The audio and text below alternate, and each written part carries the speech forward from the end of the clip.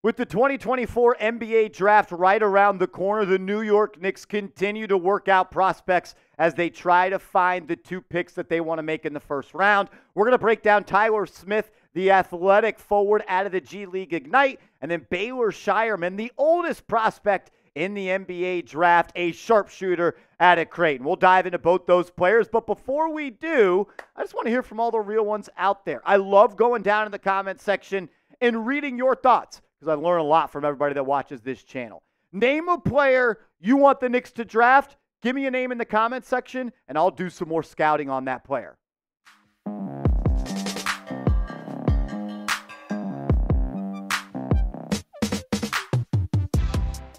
Welcome into New York Knicks Now by Chat Sports. I am your host, Marshall Green. Appreciate everybody for stopping by as we get you caught up with everything surrounding the New York Knicks. We're officially a week and a day, 8 days away from the 2024 NBA draft. It's crazy how fast of a transition it is. The NBA Finals end yesterday, and 8 days later, we're right into the offseason, and the NBA draft is getting started. As you know, or if you don't, the New York Knicks do have 3 picks in this draft. 2 in the first round, 1 via their own draft selection, as well as that Dallas Mavericks pick they have gotten, the last piece of that Kristaps Porzingis trade. And then they own a priority pick in round 2 with the 38th selection. And a lot of talk has been made of, will the Knicks make their picks? Will they trade their picks? Will they try to move out of the draft entirely or move up in the 2024 draft to select someone maybe in the lottery? And to be honest with you, from the people I've talked to, the things I've read, I would be shocked if the New York Knicks leave the NBA draft by making all 3 picks. I think they are at minimum going to make 1 pick, whether it's in round 1 or round 2. Not sure if they make 3, but I think the Knicks will select 1 player, and an NBA draft prospect will hear their name and wear that orange and blue hat. Let's start with Tyler Smith. I like to call him more of a stretch big than a normal big. He's not going to be your center.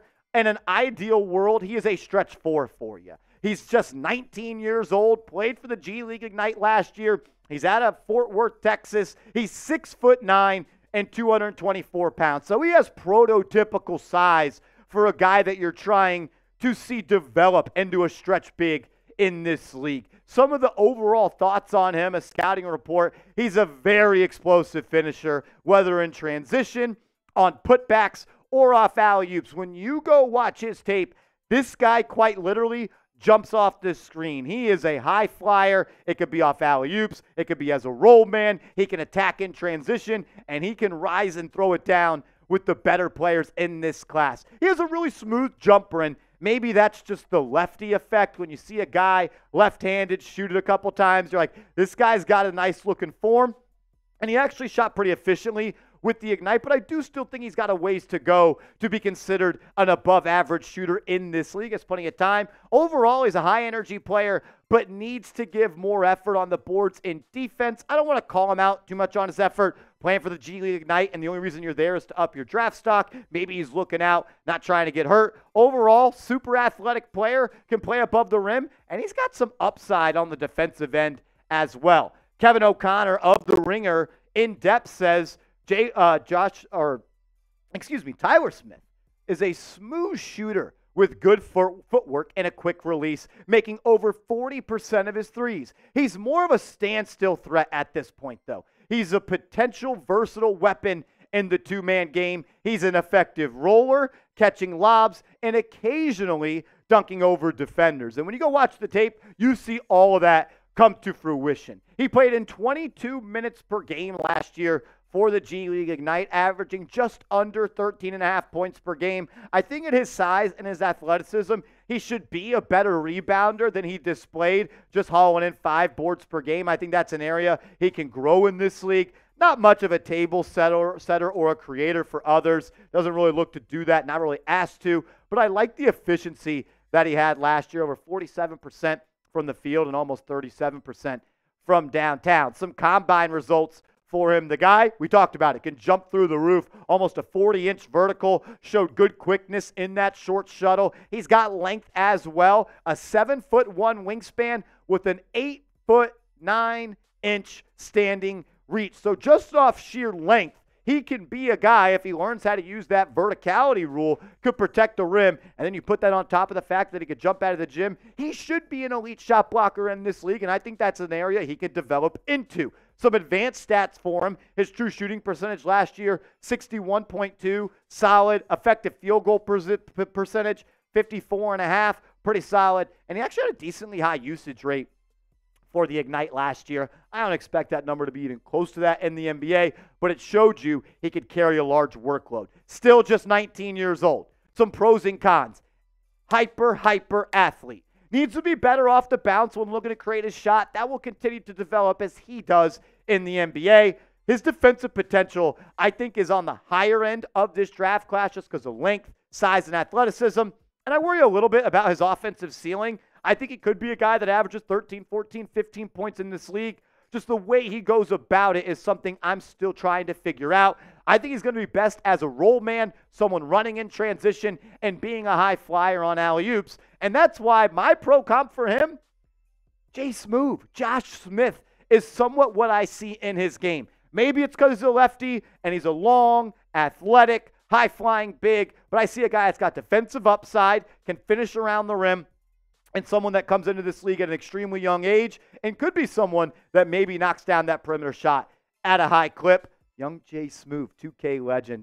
Give me Josh Smith vibes for Tyler Smith. We'll talk about Baylor Scheirman around the corner, but I got to make sure everyone tuned in to Knicks Now right now is going to tune in next Wednesday and Thursday when we are live for the 2024 NBA Draft. The draft is now a 2-day event. It'll be Wednesday night and Thursday afternoon. And we're going to be live on this channel breaking down every single pick. So subscribe, turn the notifications on, and I'll see you next week.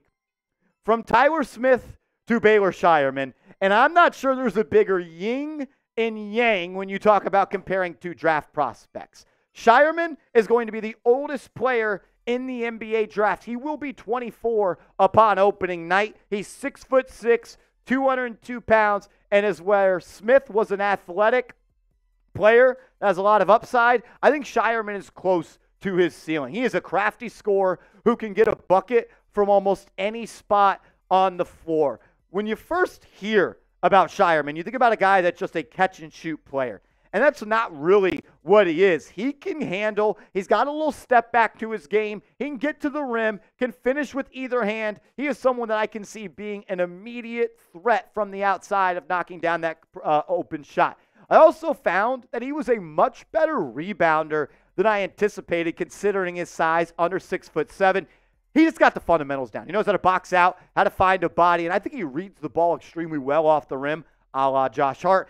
He will likely be hunted on defense. I don't think he moves his feet well laterally, and he'll really struggle against top wings just because he doesn't have that extreme length or athleticism.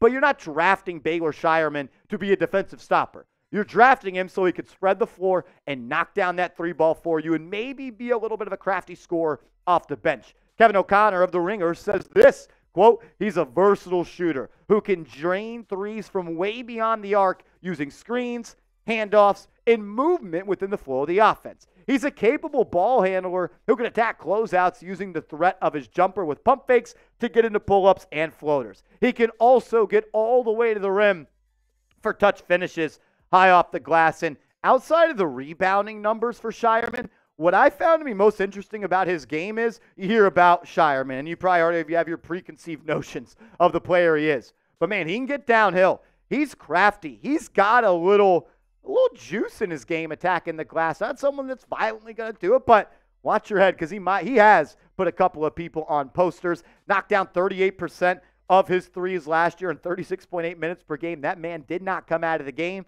I'm sure Tom Thibodeau loves that. He shot 39% from three on 900-plus attempts in his 5-year college career. If there's one thing I had to bet on for Scheierman, it's that he'll be able to knock down the long ball in the NBA. Kind of a tough comparison for me to find for Scheierman because I see Luke Kennard in his game, where he's a shooter, he can create for himself, but Scheierman feels a little bit bigger on the court, and I think he just rebounds the ball a little bit better. Some Knicks fans that have been Knicks fans for a while kind of remind me of Ignas Brazdeikis a little bit, if you remember him. But I would like to pick. I think he's a bench scorer in this league, and we think the Knicks are definitely going to add to this bench, and they need to create more of an offensive engine when Jalen Brunson does sit down. I like Tyler Smith, and I like Baylor Scheirman, but they're not my dream draft picks for the New York Knicks. And coming up later this week, if you're tuning in this video, a little bit of a sneak peek, I'm going to do my perfect draft for the New York Knicks. And right now, if you stick at 24 and you stick at 25, if you can walk away with Tyler Kolek and Ryan Dunn, I'm going to be a pretty happy guy. I think Kolek's going to be able to come in and contribute immediately, be that backup point guard, run the show, set the table, get the ball to players in open spots, and just have a stranglehold on the pace. I think Kolek will be able to do that. And Ryan Dunn, he's one of the best defensive prospects I've seen coming into the NBA for quite some time. I worry about the offensive game. Is he just Andre Roberson or Matisse Thybulle, or can he slowly add brick by brick to that offensive game? If he becomes even a below average three-point shooter in this league, this guy's going to have all NBA potential on the defensive side of the court, and I wouldn't rather have any defensive prospect learn more from OG Anunoby and Tom Thibodeau. These are my two dream prospects. Give me one for you. Name one player you want the Knicks to draft. I got to do more film study. Let me know some people that may be sleepers in this draft class. Shout out to everybody that tuned into today's video. I greatly appreciate it. If you haven't yet, please hit me up on social media and give me a follow. And let's talk more Knicks hoops over there. IG at @MarshallGreen_, Twitter at @MarshallGreen_. Same handle on both. Hit me up over there, and let's go Knicks.